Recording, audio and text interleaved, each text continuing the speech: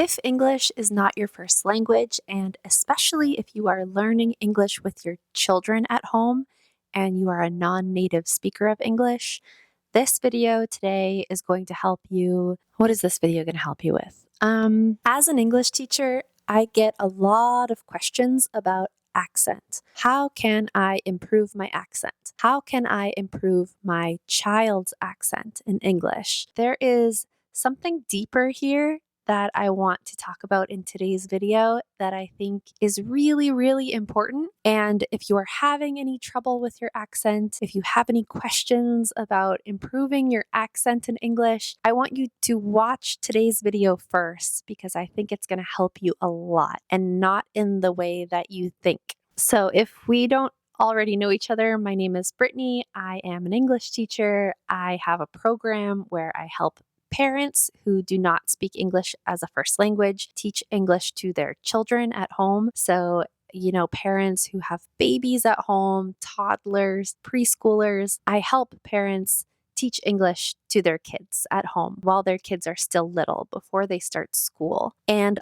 a lot of parents ask me about their children's accent. So I get questions like, will I pass my accent on to my children? Will my children have the same accent as me in English? Or sometimes they take it one step further and they say, I don't want my children to have the same accent as me. How do I teach my children English with an American accent, with a British accent, with a Canadian accent? And this is really what I want to talk about today, because I think there's something here that's really important that will help us all become better English speakers and better communicators and better human beings. First, I'm going to show you this comment on the screen. This is a comment that I received on this YouTube channel from somebody. This comment says, "Please don't talk to your child in a language that you are not a native speaker in. You're teaching your kid mistakes. Always only speak to your kid in your native language. Find other ways for your little one to learn other languages."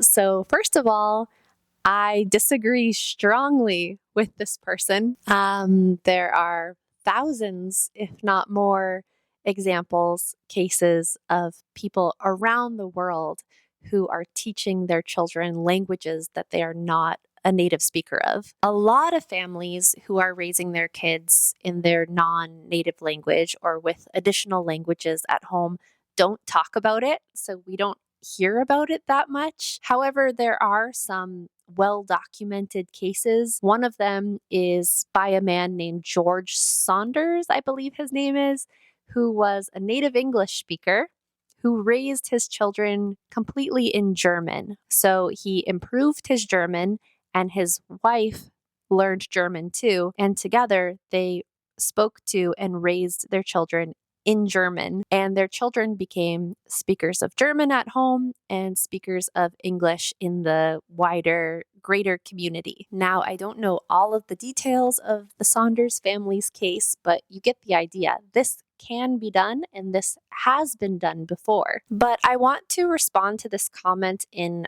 a deeper way, because I think this is something that many, many people believe and think. I think a lot of people believe this way, or that a lot of people have this fear as parents that they cannot speak English because then they will pass on mistakes or they will pass on their accent to their children. This is really hard to talk about because it's a lot. It's deep.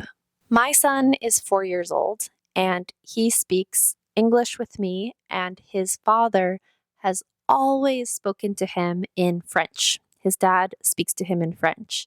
And we live in an English-speaking place.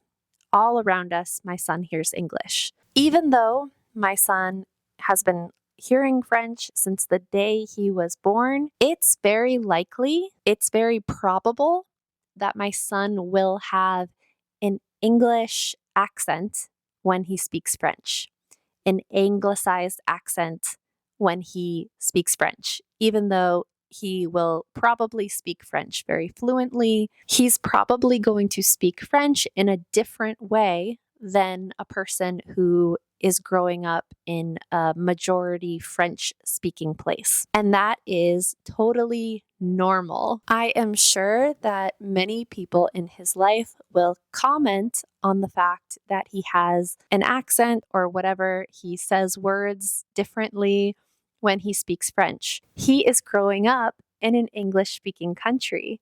And so, of course, he is not going to speak French exactly how a French person would, or exactly how a kid in Montreal would speak French. Of course, because that's not his identity. So why should he pretend like he is from France when he's not from France? The languages that we speak and the way that we speak them are very much tied to our identity, to who we are. And so when you speak English with the accent of your first language, perhaps, this shows your identity. This shows where you're from. And what's wrong with that?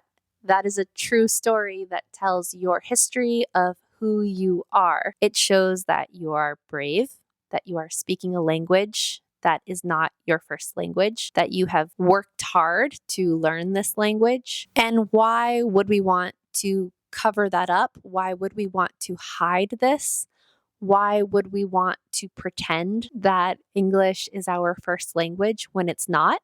I hope that this is making sense. What I'm trying to say is that our languages that we speak and the accents that we use are reflective of where we come from. And that's okay. That's nothing to be ashamed of. That's nothing to hide. And I think it's important for our children too to see that it's okay that they speak with an accent. It's okay if they make mistakes as they're learning another language. That's normal. It's actually necessary if we want to become fluent speakers of another language. We have to make a lot of mistakes. My 4-year-old is a native speaker of English, and he still makes hundreds of mistakes all the time. All day long, he makes mistakes in English, grammar mistakes, vocabulary mistakes, and that's normal. When we are so concentrated on our fears about making mistakes in English or whatever language, when we are so concentrated on our fear of making mistakes and, oh, is my accent good enough? Our children can see that, and our children copy us, and our children look to us for building their own sense of identity and their own confidence. And so the thing that I always say to the parents in my program